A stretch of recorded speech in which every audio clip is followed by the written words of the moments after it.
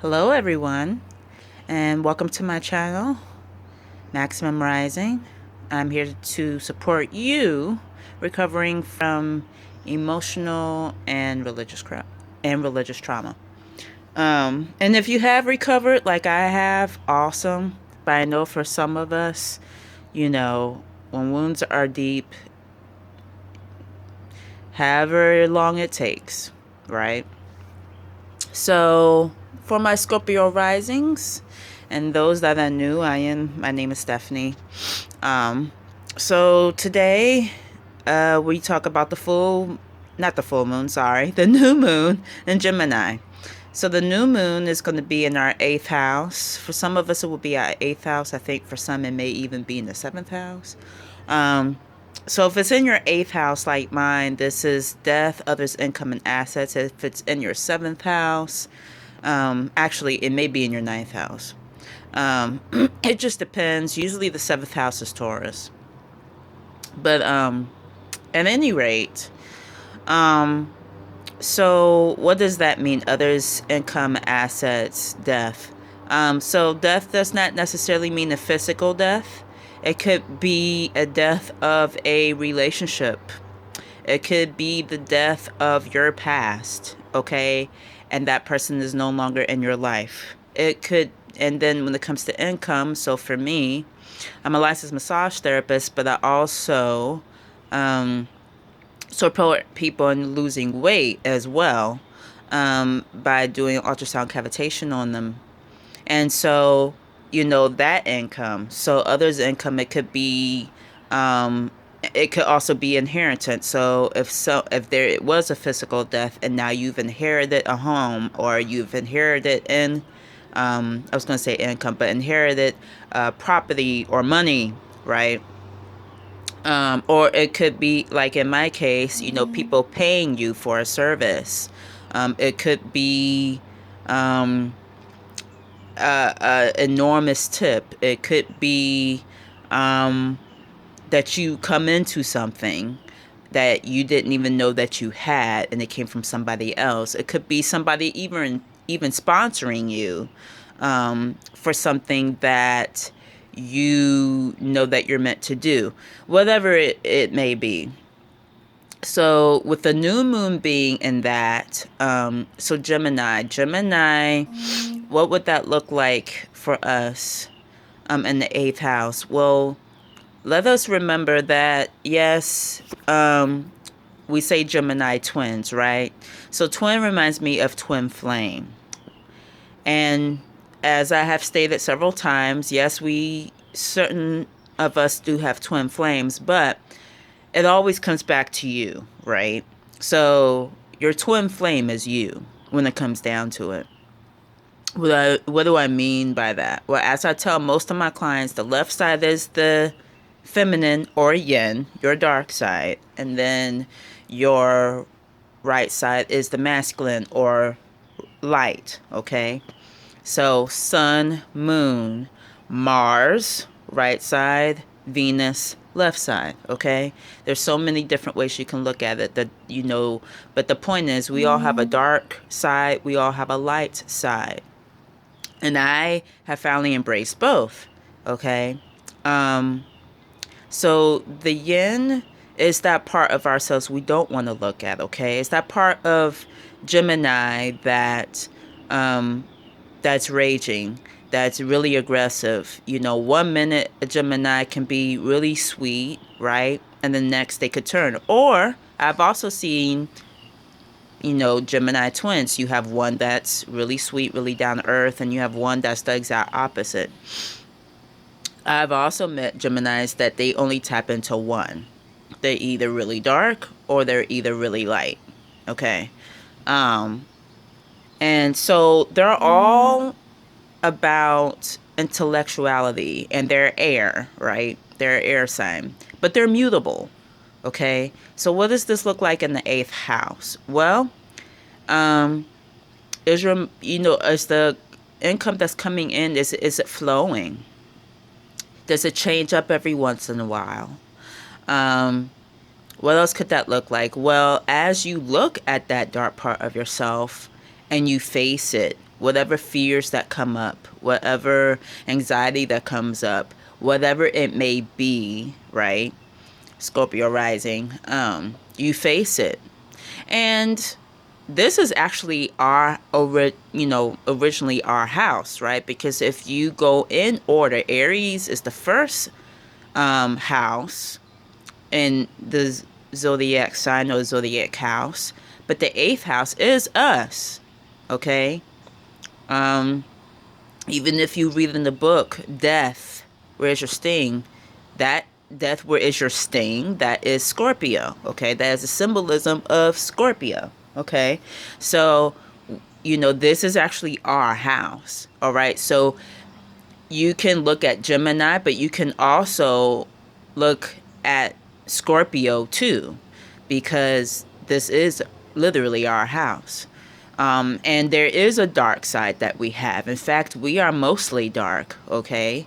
Most of us that are Scorpios or Scorpio risings, at one point probably had anger issues because we're ruled by Mars, okay? And by the way, Mercury rules Gemini. So Gemini is very great when it comes to communication, okay? So are we allowing both sides to communicate with each other so that way we can be aligned, okay? So we can take this outside of us, but we can also take this personally. We can go within, which we're very great at doing that. We're very great at going within. The part that we still need to work on is letting go, right? And that's why it really is helpful to look at that dark side of ourselves. The fears, the anxiety. I don't know one Scorpio rising or ascendant that does not have anxiety, okay? And then when I say anxiety, I mean severe. And we do this to ourselves, right? We do this to ourselves because we don't want to let go. And so what happens is, and I'm seeing it with someone at work, we literally bury ourselves. Okay, we're famous for that anyway. Scorpions, the reason why you don't know ever where they are is because they bury themselves in the sand, okay? This animal is more known as or insect rather, is known more as a desert insect, okay? So we bury ourselves in the muck, in the desert sand, if you will, okay? And then as we bury ourselves and refuse to see things for what they really are, it does more harm to us than good. And this is why we die several times, okay? We literally would rather, we can be so stubborn because we're a fixed sign, that we would rather just suffer. For example, in the past, my back has hurt, and I'm like, it's fine. It's fine. It's not fine, of course, right? I'm in this industry supporting people, by supporting the bodies to heal themselves. And I'm over here saying, oh, it's fine, it's fine, it's fine. And then I get an adjustment, and then I can't even slouch so that way I can get adjusted. And so what ended up happening was the chiropractor had to take his elbow and go in between my ribs. That is ridiculous. I had this issue for a while. All I had to do was stretch, get adjusted early, right?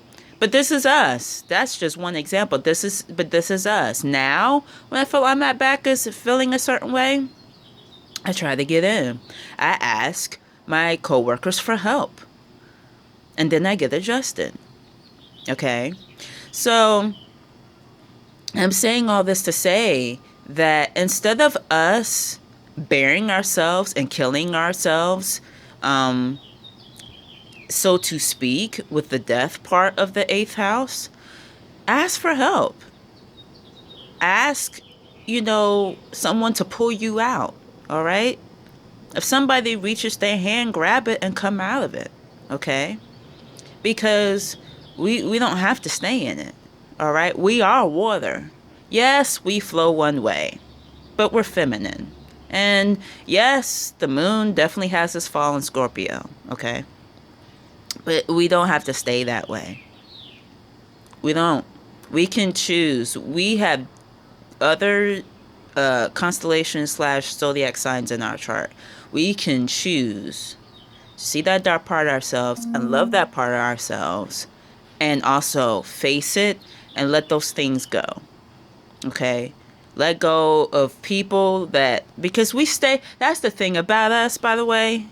We stay in situations way too long. Way too long. Okay? Way too long. And we love being intellectual, which is why we can relate to Gemini.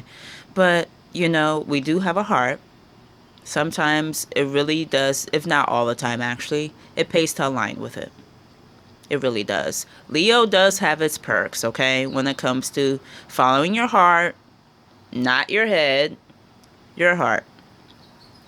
So this is where listening to your body comes in. And if you're a generator like me, you've probably learned to do that by now.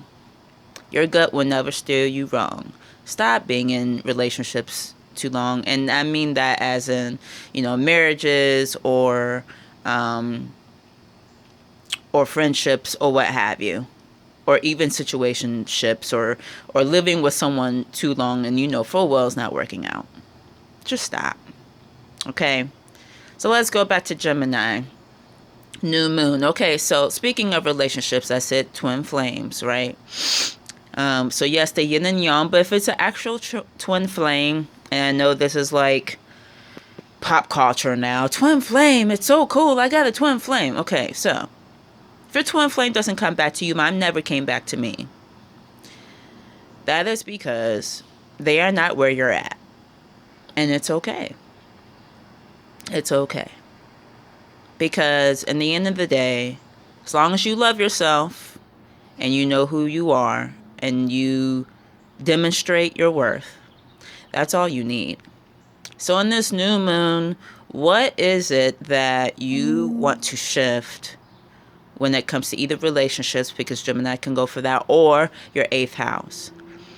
You know, if your income, others' income and assets, which means people that are paying you for a service or inheritance or whatever, or if you can relate more to, you know, you being the 8th house, Scorpio rising or Scorpio, because I know some Scorpios watch this too. What is it that you can shift and change in yourself when it comes to being a little bit more open, a little bit more flowing, like air? Okay? So just something to think about. This new moon is going to be something. It's going to be a good way to start over. Put you in a higher frequency. If you've already been doing the work, if you haven't been doing the work, it's a great time to start. It's never too late. All right? So please like, subscribe, and share if you can relate to this. And we will talk soon.